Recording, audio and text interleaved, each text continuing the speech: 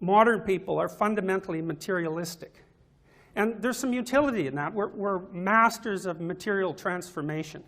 And the fact that we're materialist in our scientific philosophies has made us extremely powerful, maybe too powerful for our morality, extremely powerful from a technological perspective, but it's blinded us to certain things.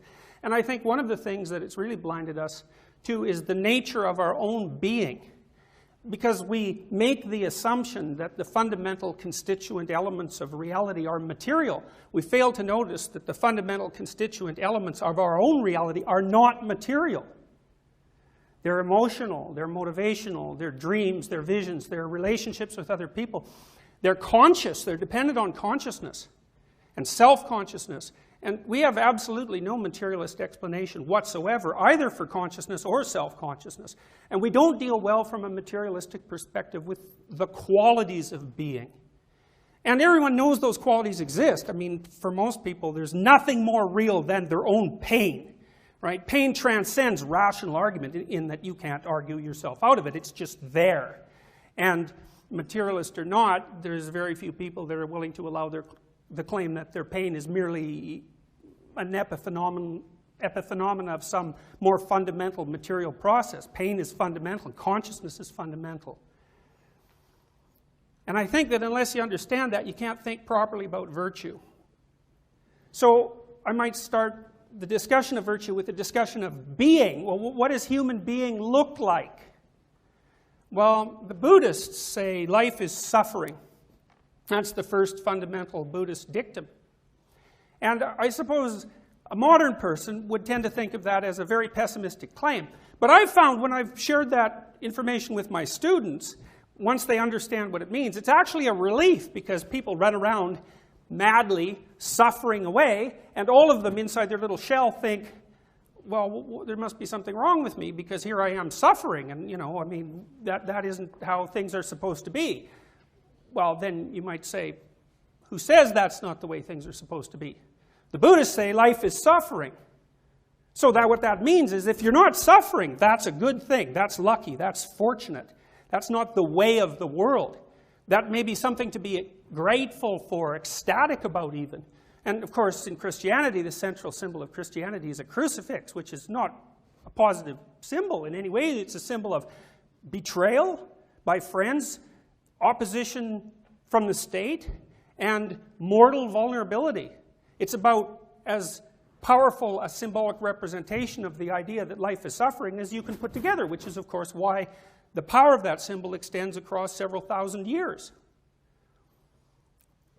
Judaism, well, I don't think it's going to come as a shock to anybody in the audience that Jews are acutely aware of the suffering that's involved in life.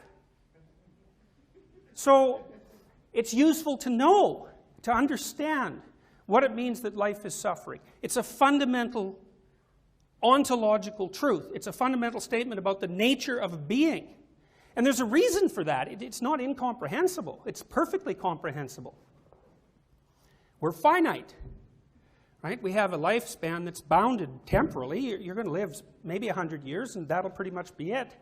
And then there's other forms of extreme limitation that are imposed on you that have very little to do with you. They're arbitrary facts of being.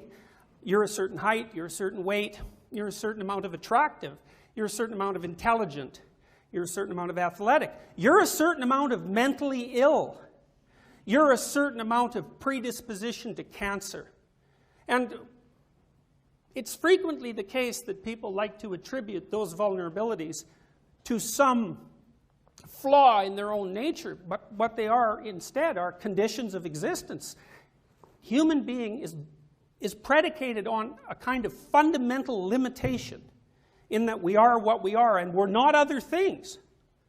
And so that means inevitably that the awareness of human being comes along with suffering. And life poses the question, how to conduct yourself in the face of suffering, not only yours, but everyone else's. And it's an inescapable question, except that maybe you're fortunate and you'll have periods of time where something absolutely horrible isn't happening to you. Now, you think about this, because you might think this is pessimistic, but it's not pessimistic. It's actually one of the most freeing things that you can realize. Maybe there's nothing particularly wrong with you at the moment, but there's a high probability that you have a family member that has something seriously wrong with them. And there's a very high probability that if you don't, you will soon. Or maybe you'll have a partner that has something serious wrong with them. And to know this frees you from the false illusion that life can be conducted without suffering. Suffering's an integral part of being.